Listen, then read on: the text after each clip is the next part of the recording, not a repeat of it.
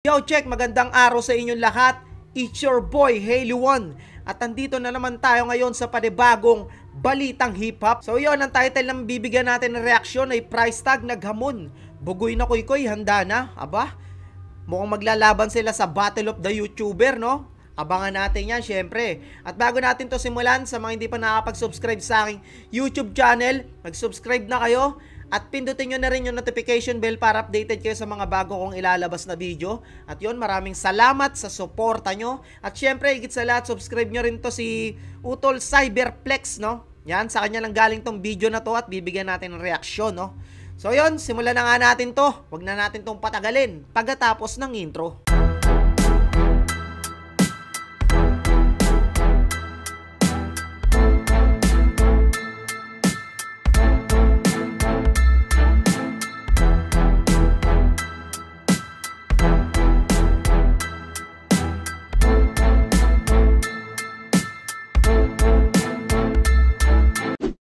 Price tag, nalasing at nagmaoy na naman kay Koykoy. Hinihintay ko lang din talaga yung pagkakataon na magkita tayo. Pag in-invite ka sa Nagbabanta si ano doon si Price Tag doon Battle of the YouTuber, kasama ka. Magkano budget nila? Baka sampalin ko pa rin mukha mo. Pero sa akin, hindi ko ka-level. Hindi kita ka-level. Pero pag tayong dalawa nagkita, ibang usapan yun. Ano mukhang magsusuntukan ng personal to pag nagkita Kunyari, hindi harap-harapan sa social media, binastos mo about religion. Dito, ang tinutukoy niya is yung post ni Bugoy na Koykoy about sa week na Pinoy lang daw ang nagpapalit ng relihiyon para sa babae. Bakit ka nagpapalit ng religion para sa isang babae? All of a sudden, ikaw lang naman yung gumawa nun.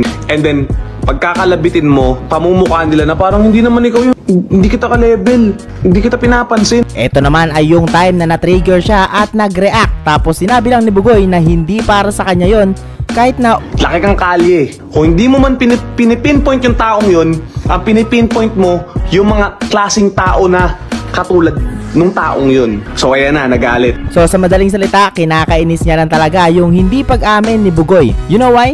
Kasi habang hindi inaamin yon ni Bugoy is mas lalo siyang nagmumukhang tanga. Tama ka naman doon. Tama ka doon, Cyberplex. Habang hindi ka pinapansin ng isang taong galit na galit ka, nagmumukha ka lang tanga, no? At walang kausap. And all of a sudden, nung tinarantado ka ng pinakamataas na pananarantado na ginawa ng kahit sinong lalaki, hindi kayang sikmurain, aasta ka ng kunyari wala lang. Ito naman tungkol to sa pag-agaw niya sa babae ni Koykoy bilang ganti. Pag-agaw. Parang hindi naman inagaw kasi bago sila maghiwalay ni Bugoy na Koykoy. Bago hiwalay na sila, medyo magulo hiwalay na sila ni Bugoy na Koykoy bago ko napanood tong video na to, yung napunta na siya kay Price So wala siyang dapat ikagalit doon kasi hiwalay naman ano pa kanya na dito kay Samsara, no? Pero umasta pa rin si Bugoy na hindi siya affected. And now I get it kung bakit si Price Tag pa rin ang galit na galit habang chill lang si Bugoy. Hindi kasi nakukuha ni Price Tag yung gusto niyang reaction Like, nung siya yung pinagtripan ni Bugoy, nagalit talaga si Price Tag. Pero nung ginantihan niya naman si Koykoy, ay wala lang. As in wala. As in wala lang. Kumbaga napakahirap talaga ni Bugoy na Koykoy na alam mo yung iba yung mentalidad nito Talagang napakatalino. Hindi siya bara-bara katulad nito ni Price Tag, nadadala siya ng emosyon. Si Bugoy na Koykoy gumagamit muna ng isip. Utak muna yung pinapagana, hindi emosyon. Tingnan mo, pag alam niyang wala siyang mapapala sa ganung bagay, di niya pinapansin. So sinong maasar at maasar? Syempre si Price Tag talaga. Biruin mo, ang dami mong binabatong bala. Tangina, yung niraratrat mo na ng Armalite pero hindi pa rin tinatamaan to, no? Parang ganun yung senaryo niyan no? Okay, tuloy natin. At dahil wala siya nakuhang magandang response, ay siya itong galit na naman. Ang pinakamataas sa disrespect ay kunin yung babae mo. Alam ko kasi naghiwalay na si Bugoy na Koykoy. Yun, 'di ba? Naghiwalay na sila. Gaya nga ng sinabi ko kanina, 'di ba? Okay, tuloy natin. Bago pa makuha ni Price Tag yung babae niya Pero na lang kung inagaw or nagalaw talaga ni Price Tag habang may relasyon pa yung babae kay Bugoy. If not, rebound lang ang tawag dun. Pero yung mga tunay na tao na nag-iisip, alam nila na pinakabastos na ginawa sa'yo yung ginawa ko. At wala kang ginawa. Hindi rin. Paano mo masasabing bastos wala na nga sila nun bago napunta sa'yo? So anong pakialam ko diyan kay example lang ako si Bugoy. Ano papakialam ko kay Samsare? Iniwanan ko na saka lang napunta sa'yo. Pwede sana kung kami pa tapos inano mo. Yun ang pananarantado. Yung kami pa tapos inagaw mo. Yun pwede pa. Pwede pa ako magalit doon. Pero kung wala na kaming relasyon tapos kinuha mo lang, kumbaga parang tinapon na ni Bugoy na ko yung basura tapos pinulot mo lang uli, di ba? Parang ganun. Nakuha niyo ba yung punto? Okay? Ano pang point para magalit? 'Di ba? Wala na nga Wala na siyang pake sa babae na 'yon. So paano pa siya magkakapake sa'yo? At pinakabastos din yung ginawa mo sa akin na ikaw na una noon na ipopost mo ako about religion. Kahit nagkita na tayo ng personal, sabi mo, hindi naman ikaw yun pero pa rin, baka sampalin ko pa rin mukha mo. Yan ang gusto ko kay Price Tag. Kasi real talk, nakakatawa naman talaga pag pinipikon si Price Tag. Pero ewan ko na lang kung matatawa ka pa rin pag pinalagan ka na niya. Oh, real talk. Ito si Price Tag, tingin ko, may isang salita din to. Pag nagkita talagang uupakan ka din talaga nito Real G to laking street to no? Pero iba lang talaga yung utak ni Bugoy. Kaya idol ko to pagdating sa mga ganyan Hinihintay ko lang din talaga yung pagkakataon na magkita tayo. Yeah, kasi yun na lang talaga yung kulang. At malakas ang kutob ko na di talaga papayag itong si Price Tag hanggat di niya nasasabunutan nakakaltukan ang ulo. Ang lakas mo doon, Cyber.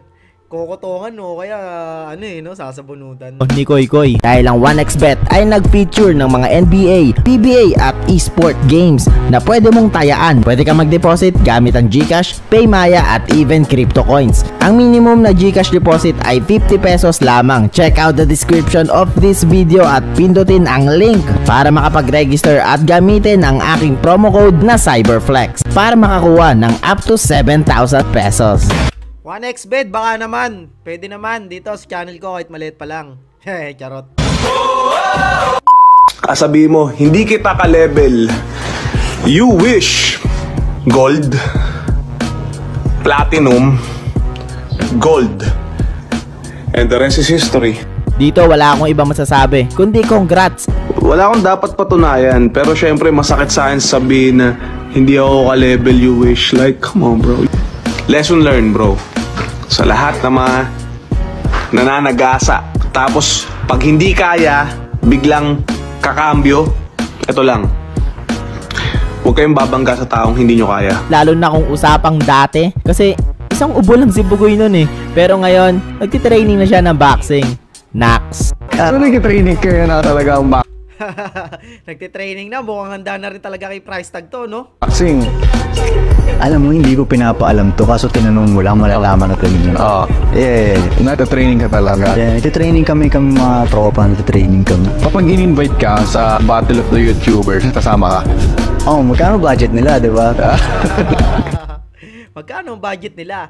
Yun yung naalala ko yung video yung napanood ko si Price Tag na nakikipag-collab ata ton si Price Tag tapos tinanong ni Bugoy na Koy Koy na magkano yung budget mo, no? Parang doon na visit si doon nagsimula yung na to yung beef nilang dalawa sa nilabas ni Bugoy na Koy Koy yung video na yun na magkano ba ang budget mo, Price, no? Pagkakaalam ko lang Tapos kung mangungupal ka ng rapper na umiidolo sa'yo, kilala mo naman na nirespeto ka na hindi ka binastos, tapos gaganunin mo dahil sa isang bagay na hindi ko alam kung anong dahilan. Yeah, si Price Tag kasi umamin talaga yan na idol ito yun yung sinasabi ko sa inyong video na to sa mga hindi pa nakakaalam, no? niya at nire-respeto niya ng lubos si Bugoy noon pa. Kaya siguro ganun na lang din yung galit niya kasi hindi na ibalik ni Bugoy yung respetong ibinigay niya. Isipin mo muna na mabuti. Baka mas tarantado sa'yo yun. At yun yung masakit na katotohanan. Nakikita ko sila, pero hindi ako bastos. Hindi ako bastos para idamay. Hindi ako bastos para idamay sila. Which is the right thing to do. May mga tropa rin kasi siyang tropa ni Bugoy. Pero pag tayong dalawa nagkita, ibang usapan yun. At yeah, dahil nag-guide ko na kayo kung ano yung mga hinanakit ni Price Tag, I think maigets nyo na yung mga susunod niyang sasabihin. Back to you, Price Tag. Ano to? Ito yung pinakagustong-gusto kong senaryo ng buhay ko. Yung ako yung pinakamali, ako yung pinakamasamang tignan. Kasi ever since, wala akong dapat itago sa pagkatao ko.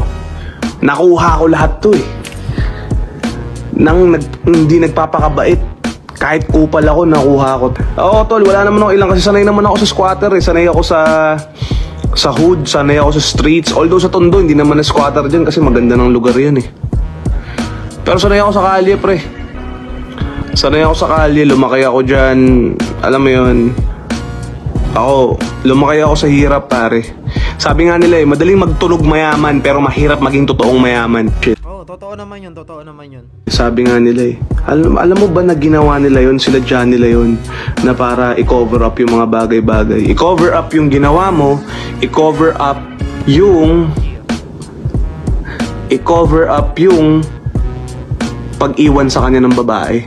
I-cover up yung ginawa ko, kasi syempre naman, yun ang pinakabasos na magagawa sa'yo ng lalaki. Kung ako sa'yo po, gagawa ako ng paraan doon, pero hindi ka gumawa ng paraan.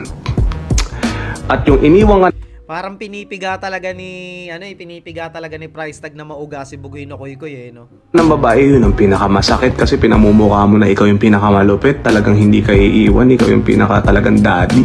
Ang maghabol ng babae, wala sa aking things to do. Sakit talaga yun. Tapos yung mga fans mo, bilib na bilib pa rin sa'yo, parang akala mo talaga. Ayun, yeah. At huwag mong iisipin na for the hype to. Kasi kung for the hype to, maraming mas malayong sikat sa'yo. Malayo. At hindi mo pwede ikumpara ang karir mo sa karir ko. Malayo. Kung anong husga mo sa'kin, syempre ako'y lampake. Hirap patayin nung langaw kasi bahay malaki. Hirap patayin ng langaw. Last talaga mga chill lang pero talagang maasar ka, no? Tingnan mo naman yung bahay ni Koy. Sana all. Ganda ng kotse, oh. Ako nga pala si Cyberflex. Nagustuhan mo ba ang video na ito? Kung oo, ay i-like mo na at huwag kalimutang mag-subscribe. Ayun, subscribe natin to si Kuis Utol Cyberflex, no? So yun, dyan tayo makakakuha tayo ng mga, dyan tayo mag-update minsan ng mga bagong balitang hip-hop, no? Sa aking YouTube channel. Ops, sandali lang. Nga pala, pwede kayong magpa-promote ng kanta sa akin. If meron kayong original composed song, message nyo lang ang Facebook. Yan, sa mga gusto nga palang magpa-promote ng kanta. Ako nakapagpa-promote na rin ako dito ng kanta. Last year ata, isang kanta nagpa-promote sa halagang 200 pesos lang, no? Ayan, Cyberflex, kontakin nyo lang siya, no? Page ng Cyberflex at mapeflex na natin ang kanta mo sa halagang 200 pesos via GCash. Pow! Me be the one to break it up. Gagi, ang last talaga nito ni Cyberflex, no? Sa ang galing niya mag-edit, no? Ang hirap din ang ginagawa nito ni Cyberflex, no? So ayun, tapos na nga tong video na to. I-comment nyo na lang dyan sa comment section kung ano ang masasabi nyo sa dalawang to. Kung kanino kayo, kung sakaling maglaban, kay Bugoy na Koy ba o kay price tag. Magandang bakbakan to, no? So ayun, wala na nga tayong iba pang dapat pang sabihin bago natin to tapusin. Sa mga gustong umiscore ng vintage cup ko dyan, tulad nito, yan, nandyan sa description yung link ng social media account ko. Umiscore na kayo at garantisado, sigurado, no, sa halagang 350 pesos lamang. At ayun, it's your boy motherfucking Haley1. Peace out.